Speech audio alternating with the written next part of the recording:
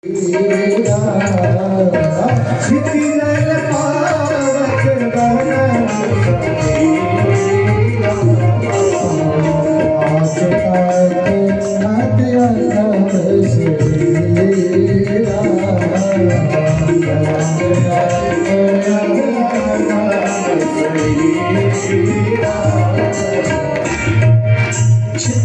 पावक गगन समियाई, पांचों तत्वों से ब्रह्मा जी ने सृष्टि को रचने के लिए कहा। भाग्य विधाता ब्रह्मा जी बन गए और अब मन में विचार आया कि भगवान ने इस सृष्टि उत्पत्ति करी क्यों। तो उदाहरण के लिए आप लोग थोड़ा 2 मिनट सुनो। आपके पास एक सोने की ईंट है ना, तो पहले क्या सोना है। आप सुनार के पास में गए, चलो भैया बहुत दिन हो गए सोना रखे रखे, तो हम सुनार के पास में गए तो हमने उसकी वस्तु बनवा ली, गले का हार बनवा लिया, अंगूठी बनवा ली, कंगन बनवा लिए, पैजेब बनवा लिए। कुछ दिन हमने अपने शरीर को धारण किया। अब कोई आपसे पूछे भैया ये गले में जो आपने धारण किया है क्या है, तो आप क्या बताओगे?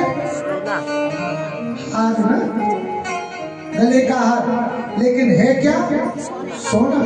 पहले क्या था? सोना। अब क्या है? सोना। लेकिन वस्तु बदल गई। क्या है? नाम परिवर्तन हो गया। ईश्वर अंश जीव अविनाशी। भगवान के मन में आया कि मैं एक से अनेक हो जाऊं, तो परमात्मा ने अपने अंशों से पृथ्वी हम लोगों को, इतने सुंदर सुंदर जीवों को भेजा है। और कुछ दिन हमने वस्तु धारण की। हार बहुत दिन हो गए पहने पहने, अब तो लोग भी कहने लगे बहुत पुराना हो गया। सारी वस्तु हमने इकट्ठी करी और सुनार की दुकानें पर कह दिए भैया जैसा था वैसे ही बना दो। तो उसने फिर फूट करके फिर ईंट बना दी। तो पहले क्या था? सोना। मध्य में जब वस्तुएं बट गई, अनेक हो गई, तब भी सोना था, लेकिन नाम परिवर्तन हो गए। मैं पंडित जी, मैं फलाना, मैं ढिकाना, मैं ये, मैं वो है तो परमात्मा सबके आत्मा में विराजमान, लेकिन वस्तु बदल। जब ये समझाया परीक्षित को तो समझ में आ गया कि परमात्मा ने सृष्टि केवल ईश्वर जीव मरकट की नाई सबहि नचावत राम गोसाई। तो परीक्षित ने प्रश्न किया कि सुखदेव जी ये तो बताएं कि भगवान सबसे पहले किसको मिलते? भगवान सबसे पहले किसको मिलते? तो सुखदेव जी ने कहा आप ही बताओ किसको सबसे पहले भगवान मिलने चाहिए। तो परीक्षित ने कहा जो दिन में 5 बार स्नान करे, जिसके पास ज्यादा पैसा हो, है जिसके पास ज्यादा बुद्धि हो, शायद उसी को भगवान मिलेंगे। जो 5 बार स्नान करके संध्या वंदन करे, भगवान का पूजन करे। तो सुखदेव जी ने कहा अच्छा इसको भगवान ज्यादा मिलेंगे। तो श्लोकों से व्यास जी महाराज ने कहा क्या? व्याधस्य चरणं ध्रुवस्य चापयो विद्या गजेन्द्रिया काजाति विदुर्वस्य याधोपते रुक्यमति पुरुषः कुब्जया किं कप्पिरूपा मदिकं कीतत्तु सुधाम्नो गमी भक्त्यात् शान्ति केवलं करुणया भक्ति प्रिया माधुरा। कहा व्याध अर्थात अगर 5 बार स्नान करने वाले को भगवान मिलते तो राम जी जब जंगल में गए तो 4 महीने तक वहां कोई भी तो स्नान ही नहीं करते थे, गले से लगाया भगवान ने। तो ये तो प्रत्यक्ष नहीं कि जो 5 बार स्नान करे उसे भगवान मिले। और भीलों को भगवान मिले क्योंकि भगवान ने कहा भी अस्य हमारे प्रभु बड़े शिव गाई ऐसे हमारे प्रभु बड़े शिवकारी, ऐसे हमारे प्रभु बड़े शिवकारी।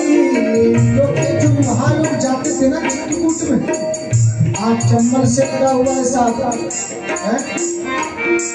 और आज भी ऐसी थोड़ी ना लोग कहते हैं ऐसे हमारे प्रभु बड़े शिवकारी, ऐसे हमारे प्रभु बड़े शिवकारी।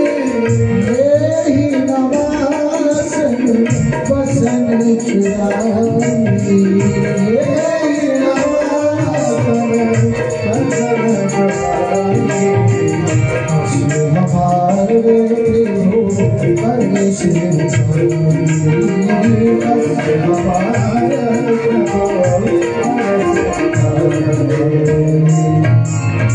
क्योंकि वहां के जो लोग थे ना, 4 महीने में जाड़े में स्नान ही नहीं करते थे। क्यों? क्योंकि वो तो रास्ता देखते थे कि कोई आवे, कपड़ा मिले, जो भी मिले सब छुड़ाना शुरू करे। हाँ, लेकिन फिर भी भगवान ने उन्हें दर्शन दिया कि 5 बार स्नान करने से भगवान मिलते ही जरूरी नहीं। हाँ, अब दूसरी बात कि भैया जिसकी लंबी उम्र होगी, हजारों वर्ष की उम्र होगी, ध्रुवस्य चापयो विद्या, जिसकी ज्यादा लंबी उम्र हो तो शायद उसे भगवान ज्यादा मिलते, पहले मिलते होंगे।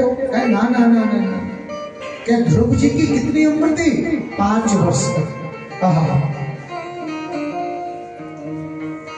5 वर्ष ही उम्र थी ध्रुव जी की, और भगवान मिल गए। बोलो जय श्री कृष्ण।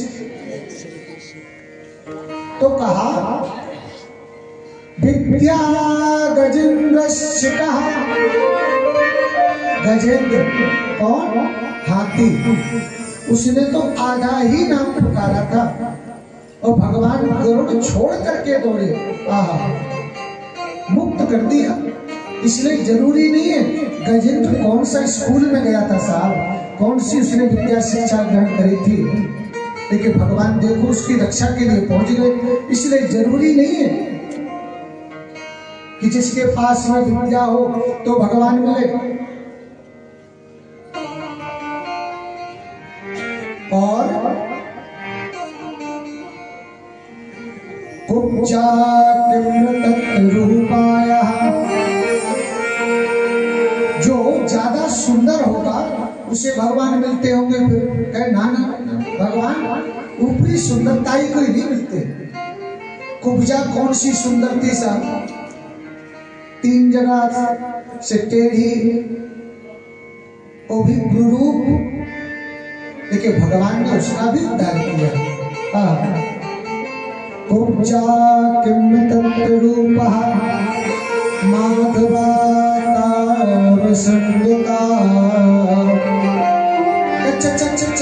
अच्छा, भगवान उससे मिलते होंगे पहले जो ऊंचा कुल का होगा, जो ऊंचे कुल में जिसका जन्म है उससे भगवान मिलते होंगे।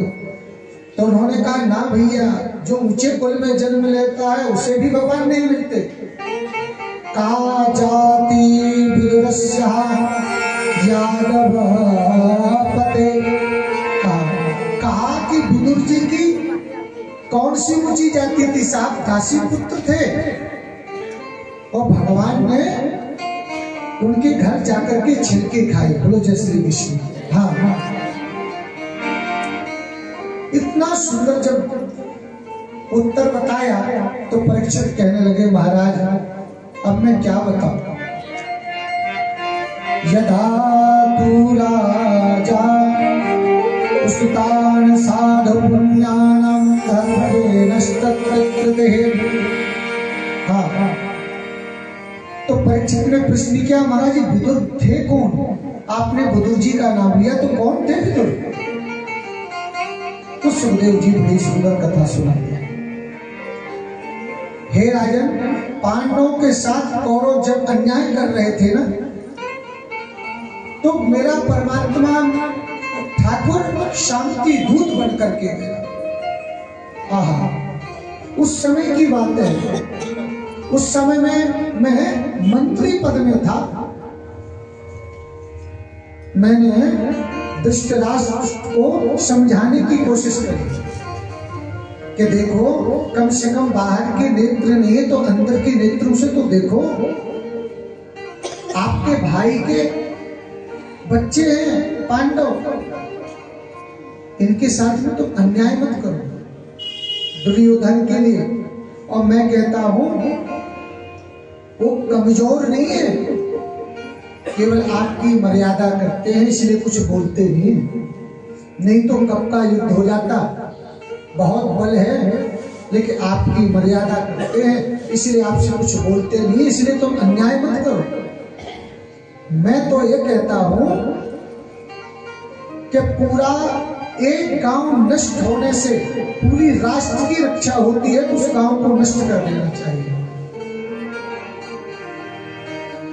और एक परिवार को नष्ट करने से पूरी राज्य की रक्षा होती है, उस परिवार को नष्ट कर देना चाहिए। और पूरे एक आदमी के जाने से, त्यागने से पूरे वंश की रक्षा होती है, तो उसे त्याग देना चाहिए। ऐसे ही आपके जीवन में दुर्योधन कलंक है, आप इसको त्याग दीजिए। अगर आपने ऐसा नहीं किया तो पूरा खानदान ले डूबेगा। बहुत समझाए, जब ये समझा रहे थे ना विदुर जी, उसी समय दुर्योधन आ गया। बोलो जय श्री कृष्ण।